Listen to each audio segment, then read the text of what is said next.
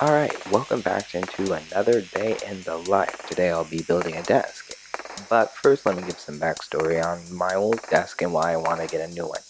So my old desk is too small. It does not fit it doesn't fit the laptop and the um, anything that I would want on the desk all at the same time. So I want more surface space to be able to work, and also I want the desk tabletop to be more durable and able to set things down without having to worry about it denting or damaging the top. So yes, let's get into it. So here are four 2x8 pieces of wood, which I will just be cutting the ends off here to get rid of the splitting and whatever is here, because I only need these to be 79 inches wide to fit in between my bed and my wall, which is how wide I want the desk to be. So at this point, we're using the table saw to rip down each of the boards to get a nice flat side so they all go against each other as smoothly as possible.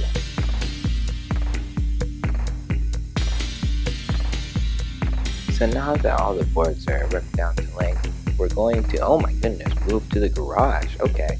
Anyway, we're going to try and drill the dowel holes. So we're going to do this without a dowel jig. So yeah, you're gonna have to mark the middle of each board, and so for them to line up. And this is a very important process to do correctly, because this is very critical. So I here used a piece of tape on the drill bit to indicate how deep to drill the holes, and this works. At this point, now that all the holes are drilled and the dowels are in some of the pieces of wood, I will line everything up to make sure everything works together.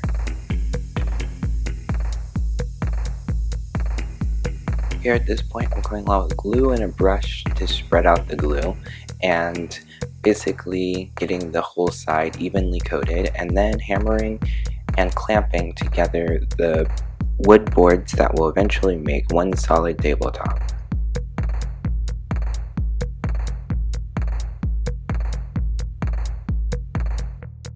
Once everything is together and covered with glue, I will now lay down the boards flat on some sawhorses for them to be clamped together to dry overnight.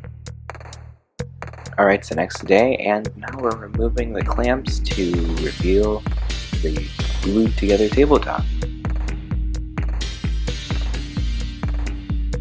We ultimately now have a single solid piece of wood, but it does have multiple ridges from the individual boards being glued together. This is not an ideal work surface for a desk, so we need to flatten this out. Ideally, we should use an electric planer and just run that through a few times to get it flat, but I don't have one of those, so I'm going to have to hand sand it all with a belt sander. To spare you the time of the hours spent sanding, basically this is what it looked like. It was sanding, vacuuming, sanding for a while. To spare you the hours that was spent sanding, I will fast forward. Here's what it looks like beforehand, and here's what it looks like after. Here's a closer look of the surface. I used 60 grit sandpaper, so it was pretty abrasive, but it was heavy leveling that needed to be done. You also may notice some cracks or splits between the boards, but this will be taken care of as well. It's now the time to cut the table down to the exact width that I need it to be. Here I'll be measuring the blade of the circular saw I'll be using to the outer guardrail to make sure that I'll have enough space in between the blade and the guide that I'll be using. Now I know there's accessories you can add on to get the straight line, but I did not have one of these, so I will have to make it myself. So at this point, I'm making sure that my wood guide will be at a 90-degree angle of my tabletop. Because I want the finished tabletop to be 79 inches across, I'm going to set the outermost sides of the guide boards to 76 inches because of the 1¼ inch offset of the circular saw blade guard. At this point, it's just keeping the saw against your guide and making sure to go slow enough to keep the saw blade up at a nice speed to make a smooth cut.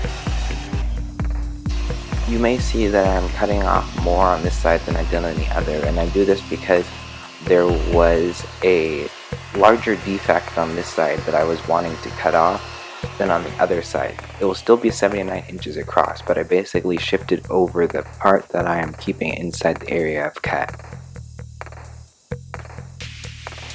And hopefully it'll turn something out like this. It needs a little bit of sanding on the edges now, but it turns out to have a nice straight cut.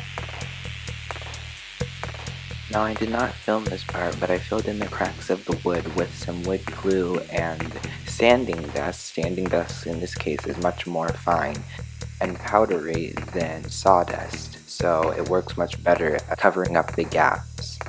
Then I sanded down everything using the belt sander one more time before moving over to the palm sander with 120 grit sandpaper and then bumping up to 400 grit sandpaper.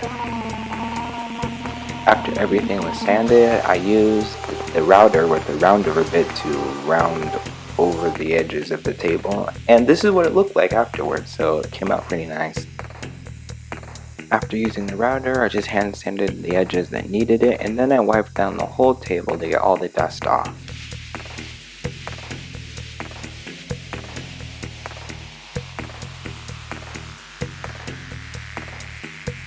After everything is sanded and wiped clean, I stir the Mini Wax Pre-Stained Wood Conditioner.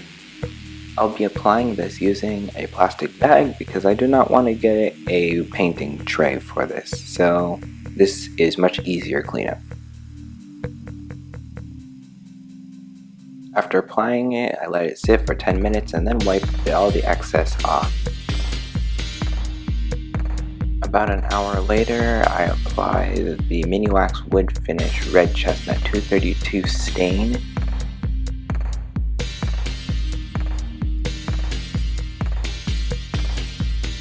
And after 10 minutes of letting the stain sit on here, I wipe it off, revealing a nice brown color.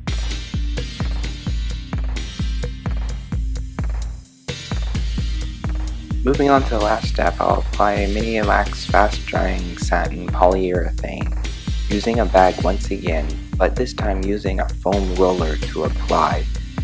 I'll apply 2 coats on top, lightly sanding in between, and 1 coat on the bottom.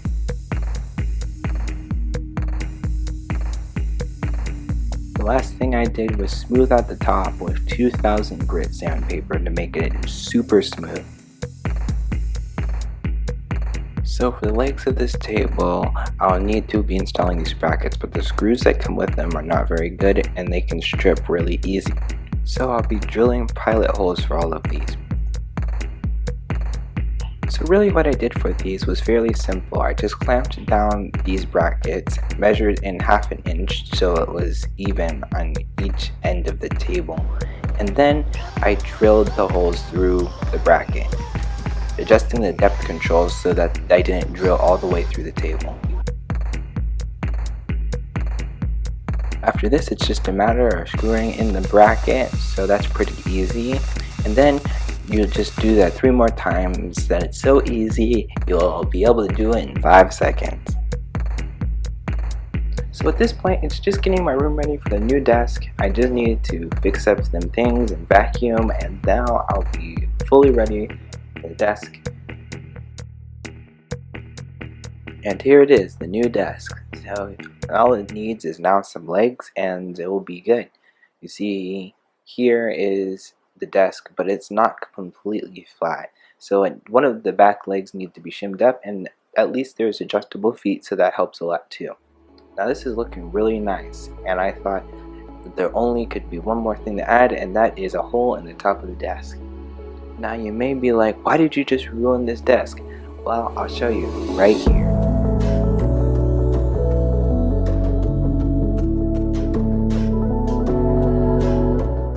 So now you can probably see why there is a hole here. I wanted to make this monitor mount very clean and finished with this desk. Now there is multiple clamps that you can use to clamp it onto the desk, but I wanted to make it look as clean as possible.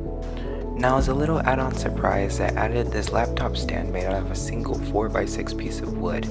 It can fit an 11-inch Chromebook all the way to the 15-inch or even probably the 16-inch MacBook Pro. Now the keyboard I placed here, it has not had its protective film taken off, so my mom got the satisfaction of being able to remove it.